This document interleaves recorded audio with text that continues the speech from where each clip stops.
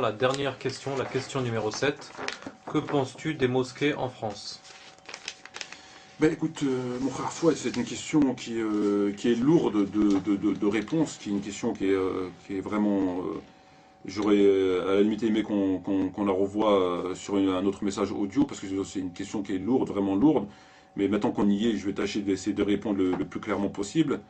La construction de mosquées sur un territoire musulman, le prophète sallam, il a dit dans le hadith de Bukhari Muslim, n'emportez pas le Coran sur un territoire ennemi. Le fait de venir construire la maison de Dieu, une mosquée, chez les mécréants, c'est déjà une hérésie.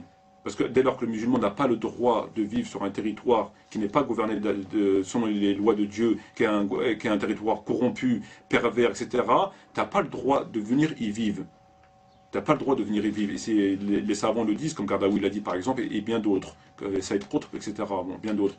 Et donc, à partir du moment où tu n'as pas le droit d'y vivre, et tu n'as même pas le droit de ramener le Coran, n'emportez pas le Coran sur un territoire ennemi. Un territoire ennemi, qu'est-ce qu'on désigne par un territoire ennemi? C'est tout territoire qui n'est pas géré par la parole de Dieu. Tout territoire. Qu'il soit mécréant, païen, idolâtre, enfin bref. Donc à partir du moment où tu n'as pas le droit de vivre sur ce territoire-là, comment tu peux venir construire des mosquées?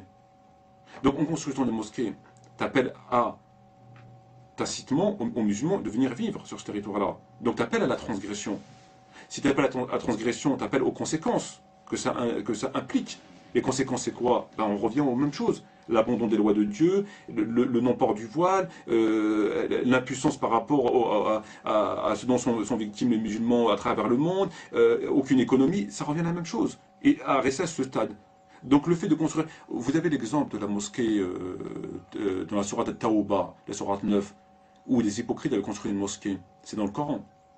Ils ont construit une mosquée, mais leur intention était autre. C'était pour diviser les musulmans. Qu'est-ce qu'il a fait le prophète salam? Il l'a brûlé. Si reprenez les livres d'histoire, il a ordonné d'aller brûler la mosquée. Si on compare cette mosquée à ce qu'on fait aujourd'hui à la mosquée de Paris et aux autres, c'est incomparable. C'est la même comparaison entre la cité de Sodome et Gomorrhe et la cité d'aujourd'hui. C'est exactement la même chose. Donc le fait de construire une mosquée, c'est appeler les musulmans à l'apostasie et aux conséquences que ça implique. À avoir un islam de pure forme, un islam de la fin des temps, un islam d'un verset, un islam de deux versets. Et ça, c'est une hérésie, c'est un crime à l'égard de l'islam, à l'égard des musulmans. Déjà, donc ça c'est une chose. Une des conséquences, puisqu'on parle des conséquences, une des conséquences par rapport à ça, c'est quoi? C'est que le prêche de la prière du vendredi, sachant qu'on vit chez les ennemis de l'islam, et que c'est eux qui gèrent les mosquées, qui ont autorité sur les mosquées, on est sur leur territoire. Donc ils appliquent leurs lois sur leur territoire, ce qui est normal. Bon, il est bien évident qu'ils ne vont pas tolérer un islam authentique. Bien, ils ne vont pas accepter la polygamie, ils ne vont pas accepter un certain nombre de choses. Bon, et ces choses-là, parmi ces choses-là, il y a entre autres le prêche de la prière du vendredi. Le prêche de la prière du vendredi, à l'époque du prophète, et les savants sont d'accord, c'est rappeler les musulmans à leurs devoirs, etc., etc., etc. Or, aujourd'hui, le prêche de la prière du vendredi est complètement détourné, vidé de son sens. C'est-à-dire qu'il est fait volontairement, sous ordre du maître mécréant, de ne pas parler de choses politiques, c'est-à-dire des problèmes des musulmans, etc. Et ça, c'est la conséquence de la construction.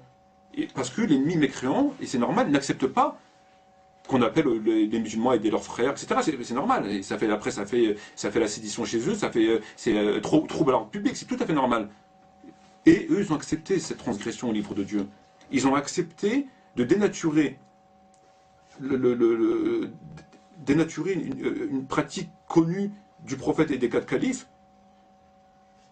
pour nous parler de la pluie du beau temps, sous les ordres du mécréant.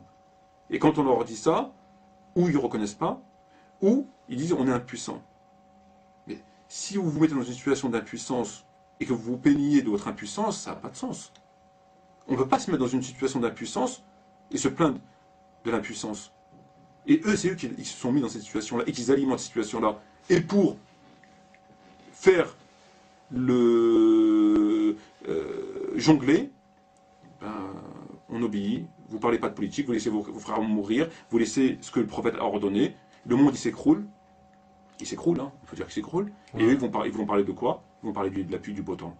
Oui, ceci, cela, et puis le monde, il s'écroule.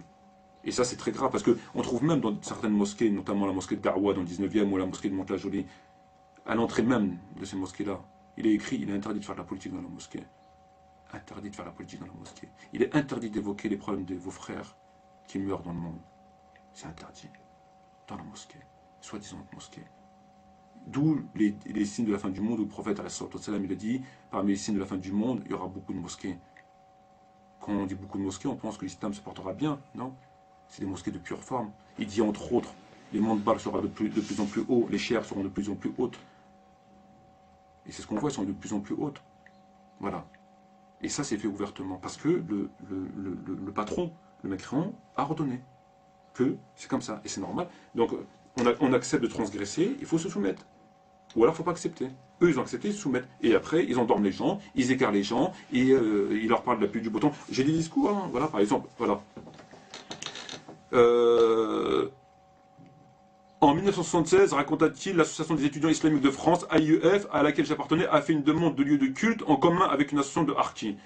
Ils construisent des mosquées avec des harkis. C'est-à-dire des gens qui ont vendu leur pays. Par exemple. On en a d'autres. Une première conclusion se dégage de cette étude. On ne prêche pas le djihad dans les mosquées de France. À quelques rares exceptions près, la khutba ne porte pas sur des sujets politiques.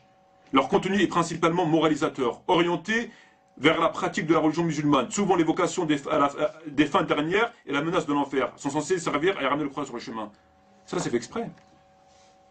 Voilà, on ne parle plus de politique, on leur parle de l'enfer. On leur met en garde contre l'enfer alors qu'on les emmène en enfer. Comment un musulman se préserve de l'enfer? Ben, il se préserve de l'enfer en faisant ses obligations. On les détourne de leurs obligations, on leur dit attention à l'enfer. Voilà. Et ça c'est volontaire. J'en ai d'autres. Mais les responsables de la mosquée doivent encore réunir la totalité de la somme nécessaire, estimée à 10 millions d'euros pour faire une mosquée. 10 millions d'euros pour faire une mosquée, mais 10 millions d'euros pour faire une mosquée, mais ils vont faire quoi dans cette mosquée? Elle va servir à quoi? 10 millions d'euros pour faire quoi? Ben pour rien faire. Pour avoir un lieu, et puis pour que l'islam reste en bas, quoi, rien. C'est un lieu de réunion, de passage, etc. 10 millions d'euros, ça coûte ça. La mosquée An-Nour est gérée par une association de harkis. La mosquée An-Nour est gérée par une association de harkis. Une mosquée gérée par des harkis. On en a plein. Le sermon du jour porte sur les offenses faites à l'islam. Le prédicateur cite plusieurs ouvrages publiés à l'étranger qui, selon lui, insultent le prophèt. Ces injures ne sont pas admissibles, explique-t-il. Et pourtant, les fidèles musulmans doivent les supporter, car l'islam est une religion de paix. Il dénonce les insultes à l'égard du prophète, mais on doit les accepter parce que c'est une religion de paix. Alors que dans la Sunna, on a des exemples clairs sur cette question-là. C'est une contradiction avec les propos. Mais c'est normal, c'est un prêche. Il ne peut pas dire le contraire. C'est un prêche, il ne peut pas dire. Il veut pas de toute façon dire le contraire. Il ne veut pas dire le contraire. Donc voilà, et ça c'est carrément contraire à la loi. On a injuré le prophète à l'époque du prophète, et on sait ce qu'il a fait. On a 2 ou 3 exemples dans les livres d'histoire. Ben lui, il est en train de dire le contraire. Il te dit, on a injuré le prophète, mais on ne doit rien faire, c'est normal. Par exemple, on en a d'autres. On en a d'autres, je peux vous en citer plein. Et ça, c'est ce qui se passe. C'est ce qui se passe. Donc, on vient sur un territoire où l'islam nous interdit de vivre. On construit des mosquées qui est au cœur d'un État dont la constitution est contraire à l'islam, dans les principes, etc. On appelle les musulmans à y vivre et après on se demande, on se demande pourquoi on ne pratique pas notre religion. On dénature les enseignements de l'islam au nom de notre faiblesse. Voilà. Donc il est bien évident que pour moi il n'existe pas de mosquée au sens honnête du terme, mis à part des lieux où voilà, et le prêche de la prière du vendredi est complètement dénaturé. Ça n'a rien à voir avec le prêche, le Jumu'ah à l'époque du prophète, à l'époque d'Omar ibn Khattab, Abu Bakr, Ali et Othman radiallahu anhum, n'a rien à voir avec ce qu'on voit aujourd'hui. Aujourd'hui, vous allez encore, je me répète, mais c'est vraiment. Et puis bon, après, ils pensent avoir fait la prière du Jumu'ah et c'est apocalyptique. C'est des visions apocalyptiques, tout simplement. Voilà. D'accord. Ainsi se termine notre interview. Encore une fois, merci, cher frère Metmati. J'espère que l'on aura l'occasion de t'interroger de nouveau. Sur ces mots, je salue toute la nation de l'islam et te dis Assalamu alaikum wa rahmatullahi wa barakatuh. Alaykoum assalam wa rahmatullahi wa barakatuh.